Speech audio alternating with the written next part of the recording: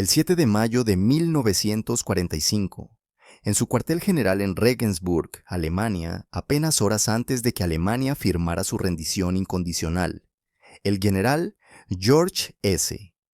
Patton convocó una reunión extraordinaria con sus oficiales de Estado Mayor más cercanos.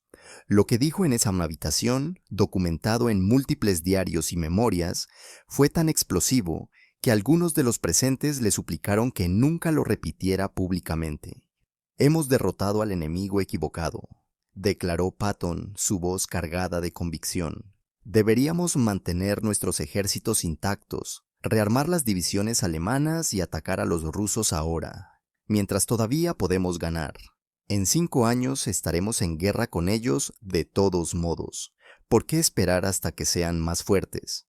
Era una propuesta que desafiaría toda la estrategia aliada, que arriesgaría fracturar la coalición que acababa de ganar la guerra, y que podría haber cambiado el curso de la historia del siglo XX.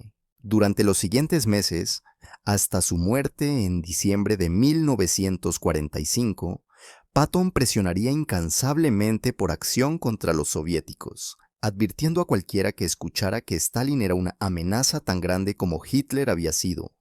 Pero Eisenhower, Roosevelt, Truman y casi todos los demás líderes aliados se negaron a escuchar.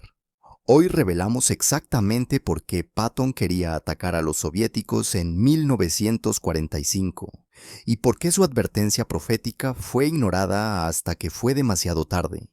Para comprender por qué George Patton llegó a una conclusión tan radical en mayo de 1945, una conclusión que lo alienó de casi todos sus superiores y aliados. Debemos primero entender cómo sus experiencias durante los últimos meses de la guerra habían moldeado su evaluación de la amenaza soviética. La primera exposición significativa de Patton al Ejército Rojo vino en abril de 1945, cuando el Tercer Ejército, conduciendo profundamente en Checoslovaquia y Alemania del Sur, comenzó a hacer contacto con fuerzas soviéticas avanzando desde el este, y lo que Patton vio en esos encuentros iniciales lo alarmó profundamente. A diferencia de la mayoría de los comandantes estadounidenses y británicos, quienes habían pasado la guerra luchando contra alemanes y japoneses y conocían a los soviéticos solo a través de comunicados oficiales y propaganda aliada, Patton ahora observaba al Ejército Rojo de primera mano. Y no le gustaba lo que veía. Los oficiales de enlace soviéticos que Patton encontró eran, en su evaluación, duplicitarios y deshonestos. Hacían promesas sobre coordinación y luego las violaban rutinariamente. Afirmaban controlar territorios que claramente no controlaban y mostraban lo que Patton caracterizaba como desprecio apenas velado por sus aliados occidentales. Pero lo que realmente alarmó a Patton fue el comportamiento del Ejército Rojo en territorios que capturaban.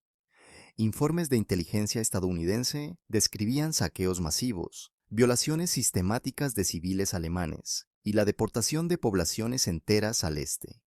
Los refugiados alemanes huían hacia el oeste en números que superaban cualquier cosa que los estadounidenses habían visto, desesperados por rendirse a los estadounidenses o británicos en lugar de a los soviéticos. El 26 de abril de 1945, Patton escribió en su diario personal: «Los rusos son salvajes mongoles. No tienen ningún respeto por los derechos humanos, la decencia o las reglas de guerra. Tratan a los alemanes que capturan peor que nosotros tratamos a los criminales. Si esto es cómo tratan a los alemanes, ¿cómo nos tratarán a nosotros cuando ya no nos necesiten?». Pero la preocupación de Patton sobre los soviéticos iba más allá de su comportamiento hacia los civiles. Estaba analizando su capacidad militar con el ojo profesional de un comandante que había pasado toda su vida estudiando la guerra, y lo que veía lo preocupaba profundamente. El Ejército Rojo en mayo de 1945 era sin duda la fuerza militar terrestre más grande del mundo. Tenía aproximadamente 12 millones de hombres bajo armas, organizados en más de 500 divisiones. Tenía decenas de miles de tanques, muchos de ellos el T-34, que Patton reconocía como superior en algunos aspectos a los tanques estadounidenses. y tenía una experiencia de combate brutal ganada a través de 4 años de guerra total contra la Wehrmacht. Pero Patton también identificaba debilidades críticas. El Ejército Rojo dependía de líneas de suministro extremadamente largas que se extendían hasta Siberia.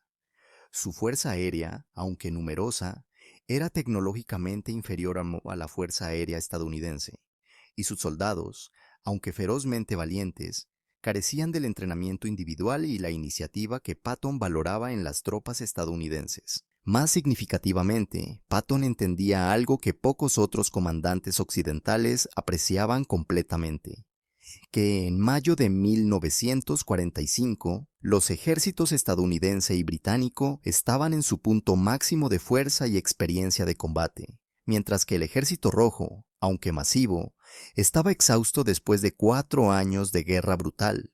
Nunca estaremos más fuertes de lo que somos ahora, argumentaba Patton en conversaciones privadas con su Estado Mayor. Tenemos millones de tropas en Europa, completamente equipadas, experimentadas en combate, con moral alta. Los rusos están en el otro extremo de líneas de suministro imposiblemente largas. Sus mejores tropas están muertas o heridas después de 4 años luchando contra los alemanes. Si vamos a luchar contra ellos, ahora es el momento. Pero no era solo análisis militar lo que impulsaba la posición de Patton. Era algo más profundo, una convicción filosófica sobre la naturaleza del comunismo soviético y lo que representaba para el mundo occidental. Patton había leído extensivamente sobre la revolución bolchevique y los primeros años del régimen soviético.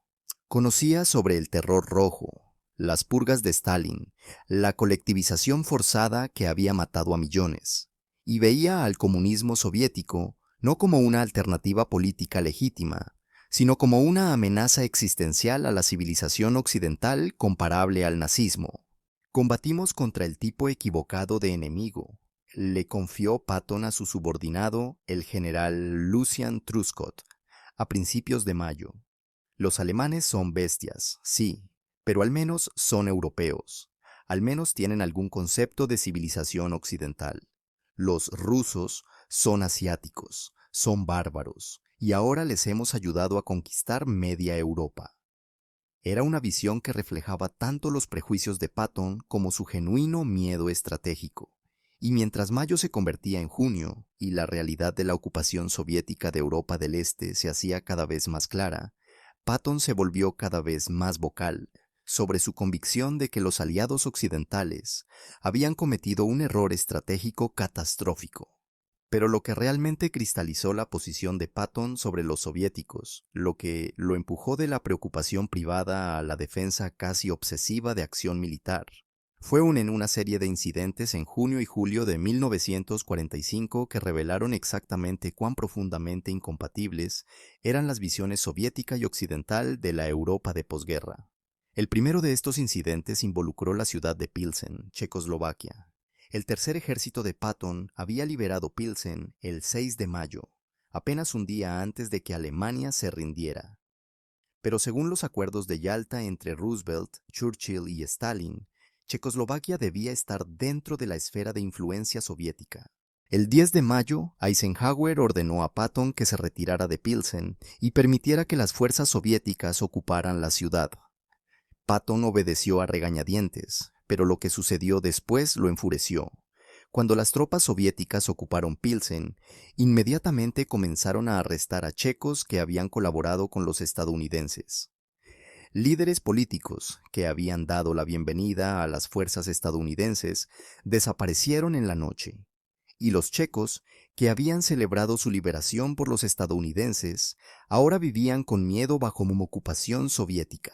Les entregamos una ciudad de personas libres que nos amaban, escribió Patton en su diario el 15 de mayo, y en una semana los rusos la convirtieron en una prisión. Cada checo que puede está tratando de huir al oeste. Hemos traicionado a estas personas, y la historia nos juzgará por ello. Luego vino un incidente aún más perturbador. A finales de mayo, miles de soldados del Ejército de Liberación ruso, ROA, Anticomunistas rusos que habían luchado junto a los alemanes contra Stalin intentaron rendirse a las fuerzas estadounidenses. Estos hombres sabían que si eran capturados por los soviéticos, enfrentarían ejecución sumaria o el Gulag. Pero según los acuerdos de Yalta, todos los ciudadanos soviéticos debían ser devueltos a la Unión Soviética, independientemente de sus deseos. Eisenhower ordenó que los soldados del ROA fueran entregados a las fuerzas soviéticas. Patton fue testigo de la entrega en un punto de transferencia cerca de la frontera checoslovaco-alemana. Según su ayudante, el coronel Charles Codman, Patton observó con expresión cada vez más sombría mientras soldados del ROA, sabiendo lo que les esperaba, algunos lloraban, otros gritaban maldiciones, eran cargados en camiones soviéticos para ser transportados al este. «Esto es asesinato», le dijo Patton a Codman.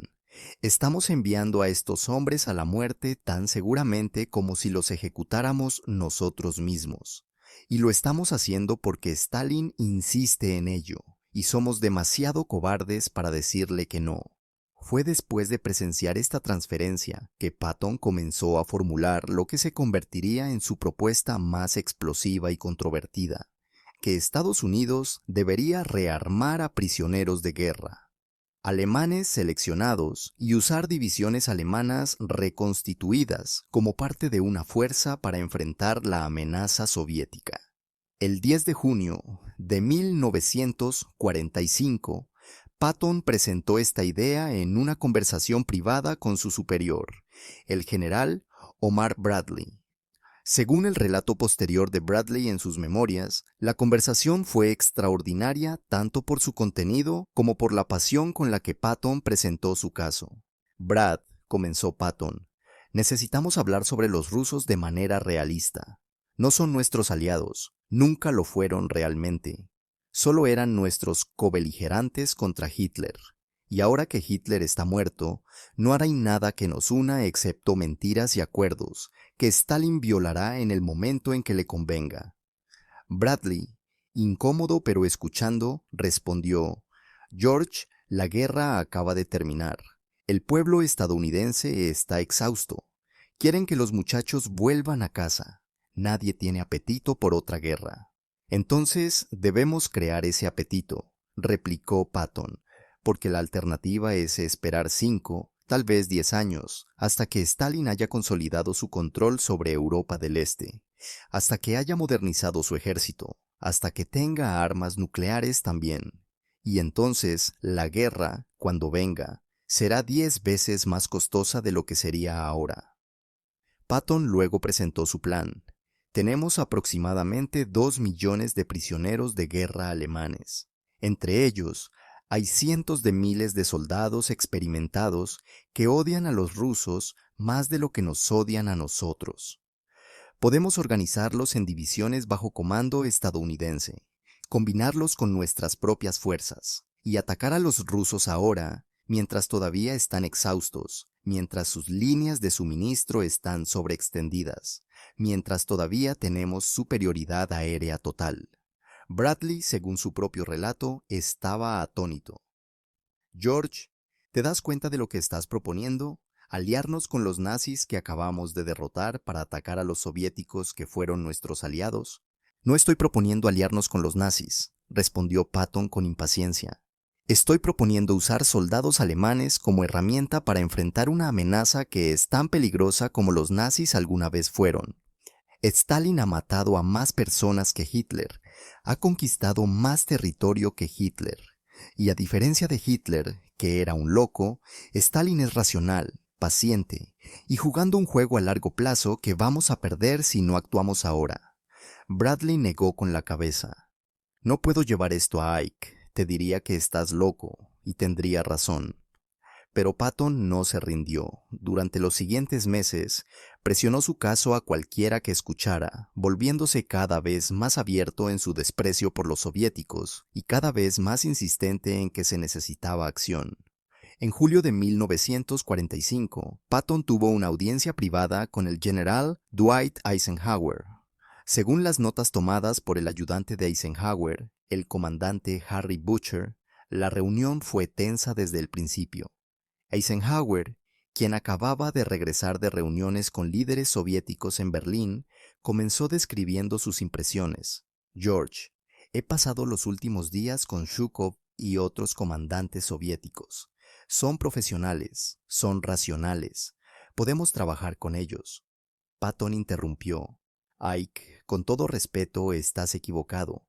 Los rusos no son nuestros socios, son nuestros próximos enemigos, y cada día que esperamos para enfrentarlos, se vuelven más fuertes y nosotros nos volvemos más débiles. Eisenhower, su paciencia claramente probada, respondió: ¿Qué exactamente estás proponiendo, George? ¿Que comencemos la Tercera Guerra Mundial 5 minutos después de que terminó la Segunda?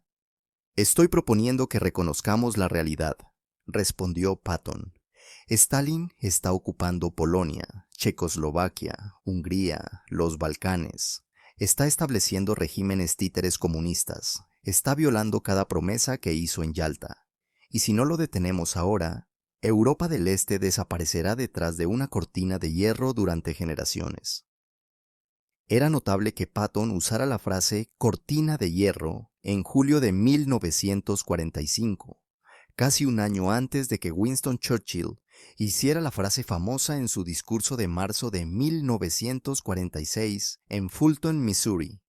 Sugiere que Patton estaba pensando en las implicaciones de la ocupación soviética de Europa del Este más profundamente que la mayoría de sus contemporáneos. Pero Eisenhower no estaba persuadido. George, el pueblo estadounidense acaba de ganar la guerra más grande de la historia. Han hecho sacrificios enormes. No van a apoyar inmediatamente iniciar otra guerra, especialmente no contra un país que fue nuestro aliado. Entonces, nuestro trabajo, argumentó Patton, es liderar, no seguir la opinión pública.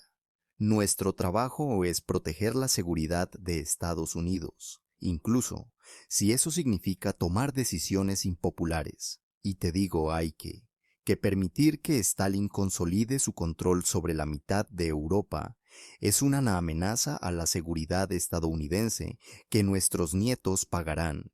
Eisenhower terminó la reunión abruptamente. Tu posición está anotada, George, pero no va a suceder. El presidente Truman está comprometido con mantener la alianza con los soviéticos. Estamos estableciendo las Naciones Unidas. Vamos a intentar hacer que la paz funcione. Y no voy a defender una propuesta para atacar a nuestros aliados. Patton salió de la reunión con Eisenhower convencido de que los líderes estadounidenses estaban cometiendo un error histórico, y en los meses siguientes se volvió cada vez más abierto en expresar esa convicción. En agosto de 1945, durante una cena con corresponsales de prensa, Patton declaró: vamos a tener que luchar contra ellos tarde o temprano. ¿Por qué no ahora mientras nuestro ejército está intacto y podemos patear el trasero de los rusos de vuelta a Rusia? Podríamos hacerlo fácilmente. Los comentarios fueron reportados en periódicos estadounidenses, causando un escándalo. El Departamento de Guerra emitió un comunicado distanciándose de las declaraciones de Patton, y Eisenhower llamó a Patton para una severa reprimenda. En septiembre de 1945, Patton cometió lo que resultaría ser su error final. En una conferencia de prensa en Bavaria, donde ahora servía como gobernador militar, hizo comentarios minimizando la importancia de la desnazificación y comparando al partido nazi con partidos políticos estadounidenses. Los comentarios causaron un escándalo masivo, pero en el contexto de sus advertencias sobre los soviéticos revelaban algo más profundo. Patton había llegado a ver a los nazis derrotados como menos peligrosos que los soviéticos victoriosos, y estaba dispuesto a decirlo públicamente. El 2 de octubre de 1945, Eisenhower relevó a Patton del comando del Tercer Ejército y de su puesto como gobernador militar de Bavaria. Fue una humillación pública del general más famoso de Estados Unidos, justificada oficialmente por sus comentarios sobre desnazificación, pero motivada también por su incesante crítica de la política soviética. Patton fue asignado a un comando de papel, el 15º Ejército, esencialmente un trabajo de oficina encargado de compilar la historia de la campaña europea. Para un hombre que había vivido para el combate, era el equivalente de un exilio. En las semanas finales de su vida, Patton escribió extensamente en su diario sobre su convicción de que la historia lo vindicaría.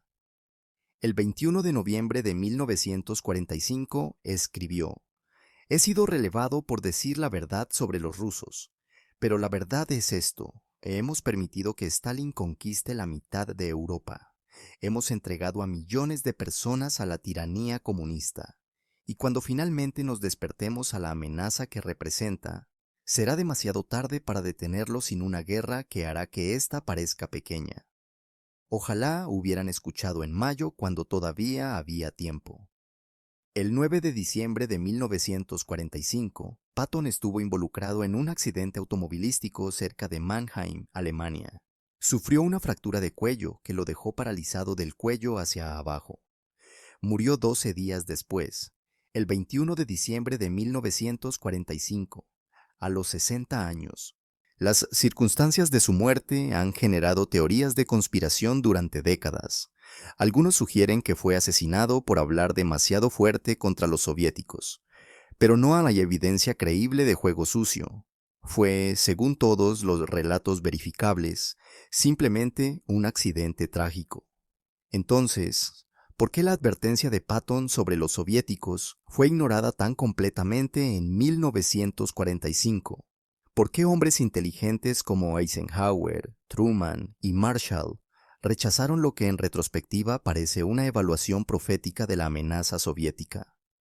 Había múltiples razones, cada una comprensible en el contexto de 1945, aunque trágica en retrospectiva. Primero, el agotamiento de guerra era real. Estados Unidos había movilizado 16 millones de hombres y mujeres durante la Segunda Guerra Mundial. El público estadounidense, habiendo ganado finalmente la victoria después de 4 años de sacrificio, no tenía apetito por comenzar inmediatamente otra guerra masiva. Segundo, la alianza con la Unión Soviética, aunque siempre incómoda, había sido esencial para derrotar a Hitler. Los líderes occidentales habían invertido enormemente, política y emocionalmente, en hacer que esa alianza funcionara. Admitir que Stalin era ahora la amenaza requería reconocer que gran parte de esa inversión había sido ingenua. Tercero, Estados Unidos tenía la bomba atómica, pero la Unión Soviética aún no. Los planificadores estadounidenses creían que este monopolio nuclear proporcionaba seguridad contra la agresión soviética. No anticipaban cuán rápido los soviéticos desarrollarían sus propias armas nucleares. Cuarto, había un genuino deseo idealista de hacer que funcione la paz de posguerra. Las Naciones Unidas estaban siendo establecidas basadas en la premisa de que las grandes potencias podrían cooperar para prevenir guerras futuras.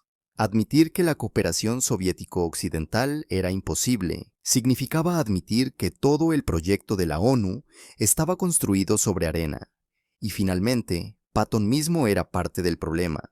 Su lenguaje extremo, sus comparaciones entre el partido nazi y partidos políticos estadounidenses, sus comentarios despectivos sobre salvajes mongoles. Todo esto hacía fácil descartar sus advertencias como los desvaríos de un hombre que amaba demasiado la guerra para aceptar la paz. Pero la tragedia es que en los aspectos sustanciales, Patton tenía razón. Stalin efectivamente consolidó control totalitario sobre Europa del Este. Una cortina de hierro descendió sobre Europa, dividiendo el continente durante más de 40 años.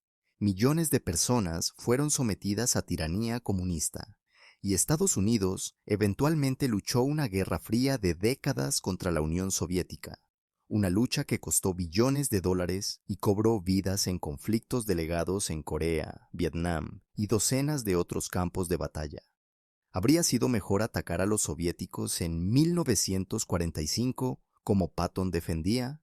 Probablemente no. La propuesta de Patton de rearmar divisiones alemanas habría sido política y moralmente imposible. Y una guerra con la Unión Soviética en 1945, incluso si fuera ganada, habría costado cientos de miles, tal vez millones de vidas más. Pero lo que Patton vio correctamente era la naturaleza fundamental de la amenaza soviética y el hecho de que la alianza con Stalin era solo una conveniencia temporal que se evaporaría tan pronto como terminara la guerra. Winston Churchill llegaría a la misma conclusión que Patton, aunque expresándola con más sutileza diplomática en su discurso de la Cortina de Hierro de marzo de 1946. El presidente Truman llegaría gradualmente a esa conclusión, implementando la doctrina Truman y el Plan Marshall en 1947 para contener la expansión soviética.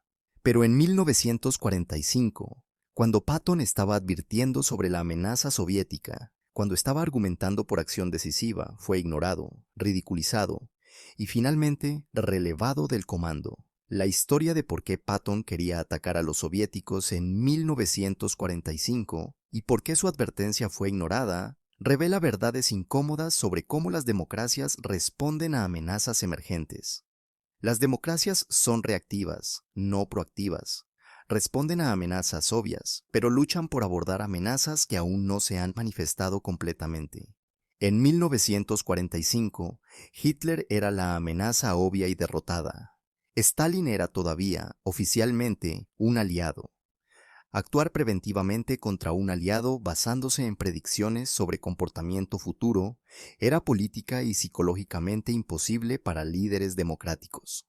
Patton, operando con la mentalidad de un comandante militar acostumbrado a actuar decisivamente sobre evaluaciones estratégicas, no entendía completamente estas limitaciones democráticas. O si las entendía, las despreciaba como debilidad. Pero también hay una lección más profunda, que las personalidades extremas que dicen verdades incómodas, a menudo son descartadas precisamente porque son extremas. Si Patton hubiera presentado sus preocupaciones sobre los soviéticos con más matices, con más diplomacia, con menos retórica incendiaria, ¿habría sido más escuchado? Posiblemente, pero entonces no habría sido Patton. Su genio y su locura eran inseparables. El mismo hombre que podía ver más claramente que otros la amenaza soviética era también el hombre que hacía comparaciones tontas entre nazis y demócratas, que hablaba de salvajes mongoles, que proponía planes imposibles como rearmar a los alemanes. En sus últimas semanas de vida, Patton reflexionó sobre su legado. Le dijo a su esposa Beatriz: «Probablemente me recordarán como un soldado, pero espero que algún día me recuerden como un profeta. Advertí sobre los rusos. Nadie escuchó, pero la historia demostrará que tenía razón». Y en esto, al menos, Patton estaba correcto. La advertencia de Patton sobre los soviéticos en 1945 fue profética pero imposible de actuar. Nos obliga a confrontar preguntas difíciles sobre cómo las sociedades democráticas identifican y responden a amenazas emergentes antes de que se vuelvan obvias. ¿Deberían los líderes occidentales haber tomado la advertencia de Patton más en serio? ¿O era política, militar y moralmente imposible actuar sobre ella en 1945? ¿Y qué nos dice este episodio sobre el costo de no abordar amenazas hasta que sea demasiado tarde? Patton vio lo que vendría: la cortina de hierro, la Guerra Fría, décadas de conflicto. Pero ver el futuro no es suficiente si nadie te escuchará. ¿Crees que Patton tenía razón al querer confrontar a los soviéticos en 1945? ¿O su propuesta era demasiado extrema, demasiado pronto? ¿Y hubo alguna forma en que Occidente podría haber prevenido la división de Europa sin comenzar otra guerra masiva? Déjame saber tu opinión en los comentarios. No olvides suscribirte y activar la campanita de notificaciones para más historias sobre las advertencias proféticas que fueron ignoradas hasta que fue demasiado tarde. La historia está llena de profetas sin honor, voces que vieron lo que vendría pero no pudieron convencer a otros de actuar. Gracias por acompañarme en esta exploración de la advertencia más controvertida de Patton. Recuerda, a veces, las voces más estridentes dicen las verdades más importantes, y a veces, precisamente porque son estridentes, nadie escucha hasta que es demasiado tarde. Nos vemos en el próximo video.